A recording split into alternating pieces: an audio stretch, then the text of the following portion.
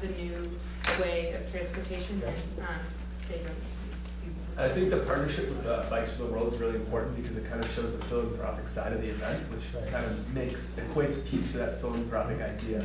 And Bikes for the World, really interestingly enough, kind of targets those same markets as Pete's Coffee in terms of providing transport in developing areas where transportation is a much larger issue than we kind of see it when we have transportation as such as easy. Okay.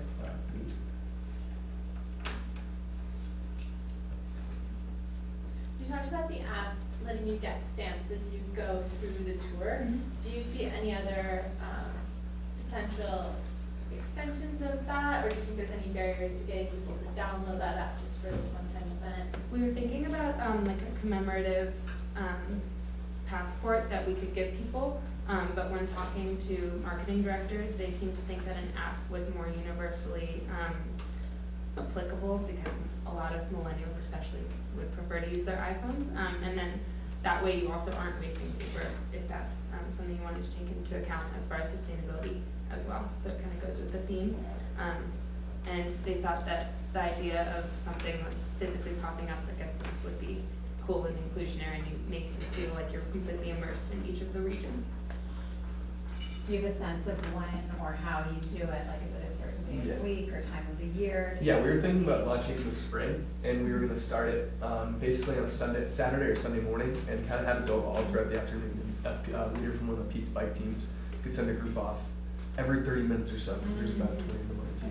We're going to have online Absolutely. sign-ups so that you can sign up for a shift. Yeah, and the number of heats would depend on how many people actually turn out. And logistically, you'd have to alert the city probably, but we talked to the bikers about that, and they said it's a pretty easy process. Thank you.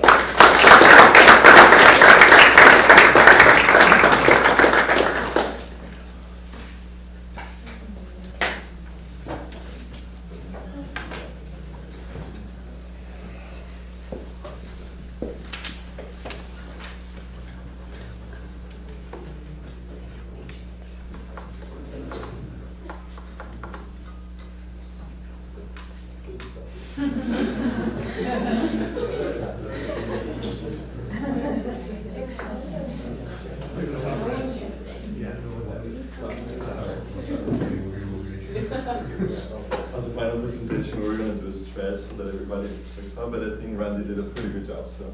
Now this one, stretch.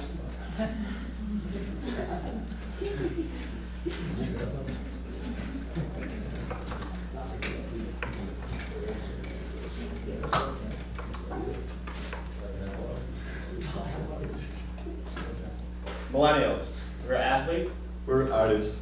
We're travelers. we're bloggers, We're writers. We're adventurers. we're coffee lovers. We're real people with real stories.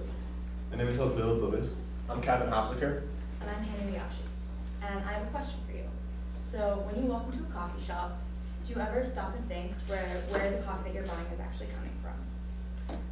Probably not. I know that I don't, and even though I care, it's not something that I actively think about. And this is what we found when we talked to customers around Incline Village and talked to our friends. There's a real detachment from the source of where our coffee's coming from. There's a disconnect between the people that are growing the coffee and where it's grown and the people that are consuming the coffee. I don't really know anything about coffee. I was never educated in the process of making it or how it tastes. I just kind of make it. We pack it and we send it away, but we don't know where the coffee goes, and they don't know where the coffee comes from.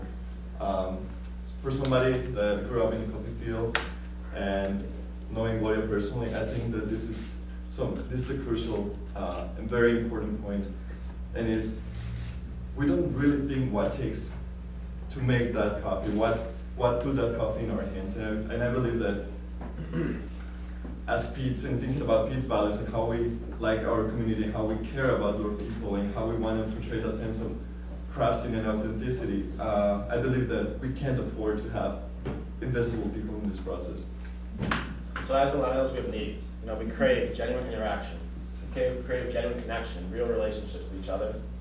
We also envision our decisions, our actions, having a positive social impact on others, having a meaningful social impact. And finally, we desire experiences that are going to link us to the broader world out there. And so, like when we don't usually think of the coffee process, the supply chain, how it starts with a farmer in Brazil, Costa Rica, and then all the hands it goes through, and then it finally arrives in a cup of coffee that we're holding. So this cup of coffee is a physical representation between a person's connection with me, the person growing the coffee on the farm, and everyone in between. And that's why we believe that a cup of coffee is a means to grow the Pete's community, the Pete's family, and connect people from all over. That's why for our event, we wanted it to sort of embody what a cup of coffee does, this connection that a cup of coffee can offer. When we talked to Blair Cobb, she said that events are memorable with a connection to the source, when you can feel yourself in that person's shoes. So we propose a week-long social media and awareness campaign that focuses on connecting coffee lovers from around the world to where their coffee comes from, and prompting them to reflect on where their coffee is actually coming from. So we are, the base of our idea is a social media campaign, primarily on Instagram and Snapchat, but also on Twitter and Facebook. And we would use the phrase, I am a blank. So I'm a traveler, I'm an athlete, I'm a writer, I'm a student, and hashtag I care about the source. So I think this is very important when we think about what an event is and how we want to target this. Meaning, like, break the rules of what an event looks like, because as we target millennials, we need to go to where they are. I don't think we have a lot of time on our day, and as some other groups mentioned, we're very busy people and we try to multitask all the time. But if we manage to go where the millennials are, meaning online, we can sort of create this week-long event that goes on and people share. So the event would be 1 week long, and yes. So we talked to our friends yesterday and a few days ago and asked them if they cared about the source, and we asked them to send us pictures about who they are and their identity and whether or not they cared about the source of where their coffee was coming from. And already we had some very positive responses, and I think we already see sort of a sense of coffee community developing. Yeah, so our proposal, again, part of it is that for every picture posted, Pete's is gonna donate an item to people in the coffee farms, so that in that way we connect the cup to the source again, meaning that we are acknowledging that people in the process, in the chain. And I believe, well, I did grow up in the coffee field, and I think some of the needs that we face is that we spend lots of time outside in the sun, and there is no protection, meaning people is exposed to the sun, exposed to snakes, exposed to dehydration, and so we believe that some like potential items that can be donated is sunscreen or gumboots or reusable water bottles, so that people, like something that is tangible and something that is actually useful, as opposed to let's go and paint a beautiful mural there. And then this next part is where the campaign goes from being on social media to an event. So it's gonna, as the picture be posted, it's gonna be posted to an ongoing photo stream, kind of like that right there, in a screen in all of Pete's stores, and the number of items will be counted up. So while you're in line, you can see maybe a picture posted from Italy, or a poster right down the street, or maybe your own photo pops up, and you can see that the experience that you do by taking the photo has an impact, and the number increases, and something's sent to the farmers in these developing countries. So we think overall it really embodies Pete's values, authenticity. We're real people, we have real stories. We all have our own perspectives, we come from different places. Community, we're building this community, and the person in the farm has just as real story as I do. And then passion, we're sharing what we love about ourselves with each other, and acknowledging how our identity and how what we love about ourselves fits in with other people around the world. And that ultimately is going to lead to growth, I think. Thank you.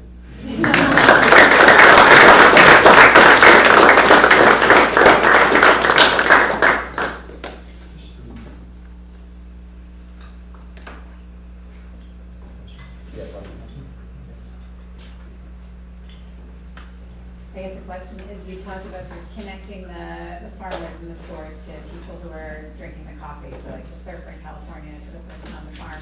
Would you be able to use social media to do that as well, or is it more about kind of having people share their stories of, I'm a dancer and I care about the source? Did you bring farmers into that as well to connect them? I think there could be potential ways to do so. I do believe, and again, talking from experience, it is very difficult for people perhaps at the fields to have access to technology, or like for instance Wi-Fi, but perhaps we can have somebody from the PITS community going down and actually visiting these people while we donate different items and take photos with them and ask them what their story is. You know, not just like I'm a farmer, but I'm a father of 5 kids, and put that in the presentation. I think a lot of it is the acknowledgement of the people throughout the supply chain, and that you're not just picking up a cup of coffee in a Pete's Cafe and that's it. Like you have to think about where this coffee is coming from, and that it passed through a lot of different hands, and every single person has a story. Do you guys think about how to engage Pete's employees as well in this? Or would you consider doing that somehow, somewhere? I think that's a really good point. I mean, obviously they could easily participate in the campaign as individuals and more than employees, as Pete's employees. Yeah, because that's that thing, they're part of the process, they're part of bringing the coffee to you, so they're part of, they're bringing the coffee to you from the farm, to the coffee that's with you. Yeah, so they're a step. Thank you.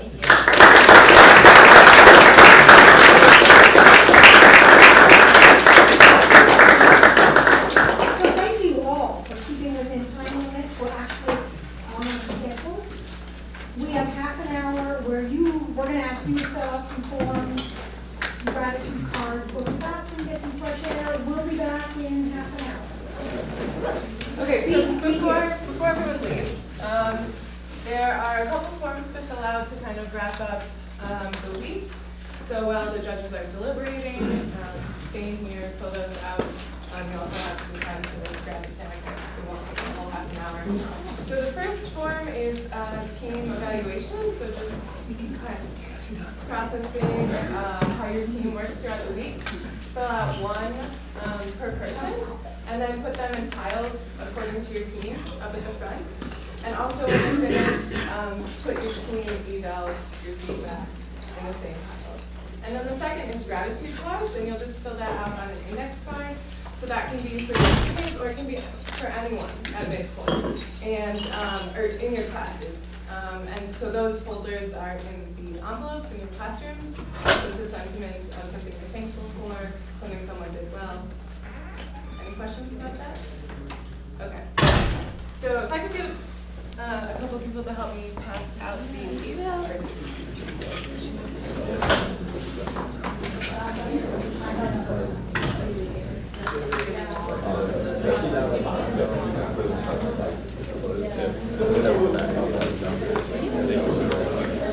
Do we need markers?